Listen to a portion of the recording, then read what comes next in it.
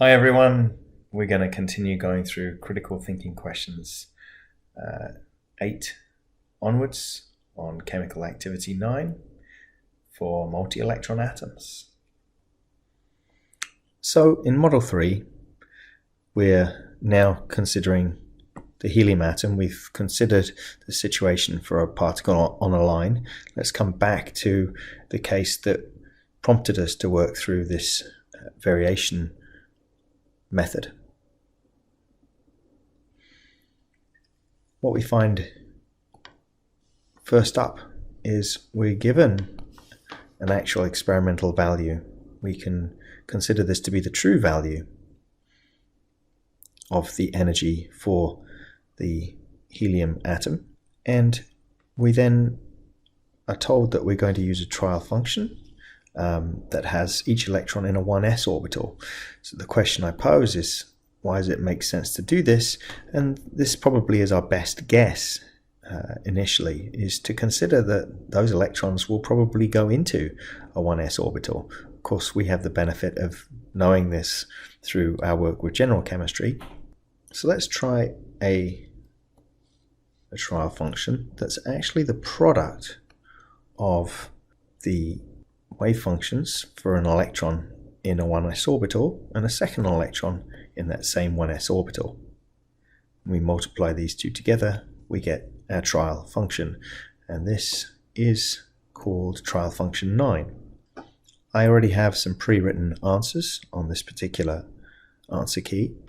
So the first question is, does the trial function of model 3 obey the boundary condition? The boundary condition being that as r approaches infinity, we do expect that the wave function approaches 0.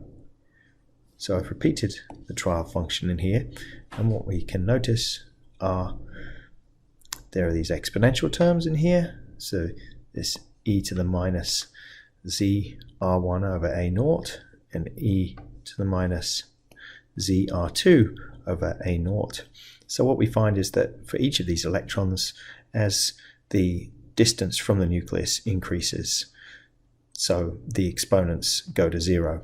The second question here is to provide a rationale for using the wave functions of the hydrogen atom as trial functions for the helium atom, and these functions are really the best guess that we have. We already know that they obey the boundary conditions, and that was one of the conditions that we were provided in Model 1 right at the beginning of this exercise.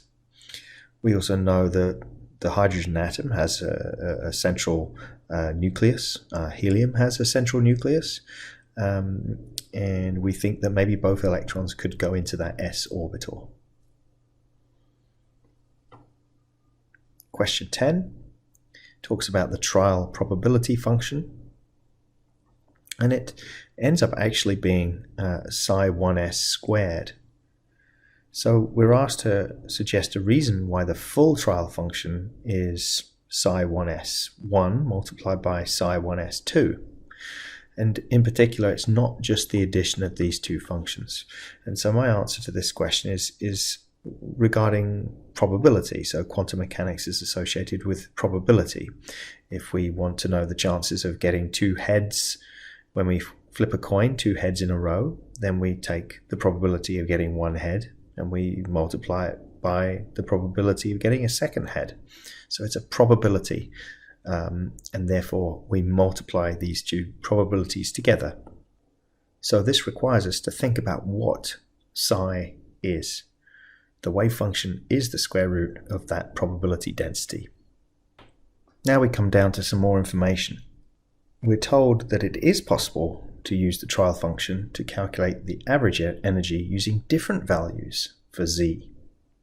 And we're given some results that are shown in table 1 below. So we already know that the experimental energy that we're interested in is minus 7,621 kilojoules per mole. And so it turns out that the energy that is the lowest value, the lowest energy occurs when Z is equal to 1.75. What we can imagine is a little graph on here I'm showing a graph, and as we change those Z values, the energy gets lower and lower. So by finding this point of minimum energy, and we now also know that we're not going to get a lower energy through the calculation process than the true value. So we simply shoot to try to find the lowest energy possible, and that's presumably going to give us the best estimate for the value of Z for this nucleus. We'll explore this shortly. I've repeated the trial function so that you can refer to that as you're thinking about this question.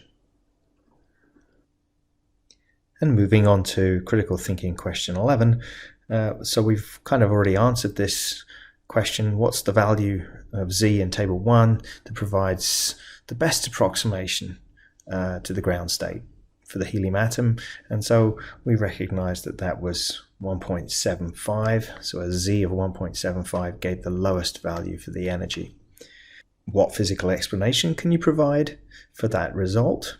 That's why I like these worksheets. They get you to think, and my particular way of thinking of this is that with the second electron in here, we have a certain amount of repulsion between these two electrons. It's as if those electrons don't want to be as close to each other, and perhaps not as close even to the nucleus because of this repulsion. So it's as if that there's some form of shielding that shows up.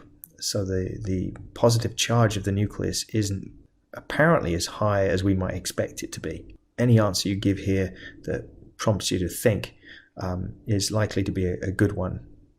So earlier I said that we might have this kind of graph in here where we have Z on the x-axis, and then we might have the energy here, the calculated energy, on the y-axis.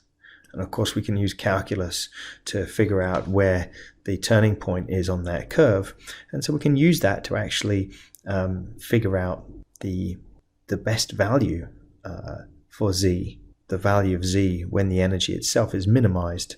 And this is explained here in the information. It's found to be where Z prime here is equal to 27/16, and that energy that comes from this calculation comes out to be the lowest one that can be calculated, and that's minus 7,475 kilojoules per mole.